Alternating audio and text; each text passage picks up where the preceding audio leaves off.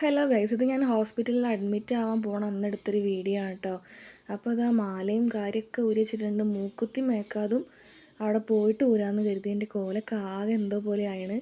നേരത്തെ delivery പ്രതീക്ഷിച്ചിട്ട് last അഡ്മിറ്റിൻ്റെ date വരെ wait ചെയ്യേണ്ടി തന്നെ വന്നു കേട്ടോ. അങ്ങനെ പോകുമ്പോഴേക്ക് ഭയങ്കര ടെൻഷൻ ഉണ്ട്. കല്ലുമോൾ ഇതുവരെ ഞാനില്ലാതെ നിന്നിട്ടില്ല.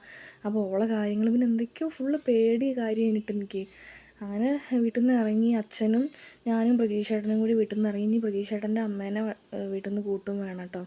അങ്ങനെ എൻ്റെ മൈൻഡൊക്കെ എവിടെയോ എന്തൊക്കെയോ ആണ്. ഞാൻ അധികം വീഡിയോസൊന്നും എടുത്തിട്ടേ ഇല്ല.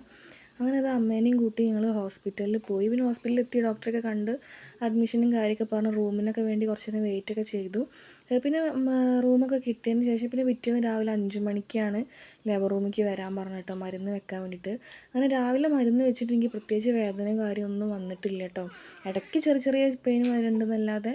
പിന്നെ ഒരു 10 മണിയൊക്കെ ആയപ്പോൾ ഒന്നും കൂടെ മരുന്ന് വെച്ചിട്ടു. അപ്പോൾ എനിക്ക് പെയിൻ സ്റ്റാർട്ട് ചെയ്തു. പക്ഷേ ഓവർ പെയിൻ അല്ല, വയറ് വല്ലാണ്ട് ഇങ്ങനെ ടൈറ്റ് ആവണ പോലെ കേട്ടോ. അപ്പം കുട്ടി കുറച്ച് വെയിറ്റ് ഉണ്ടെന്ന് ഒരു ആദ്യം പറഞ്ഞിട്ടുണ്ടേനി.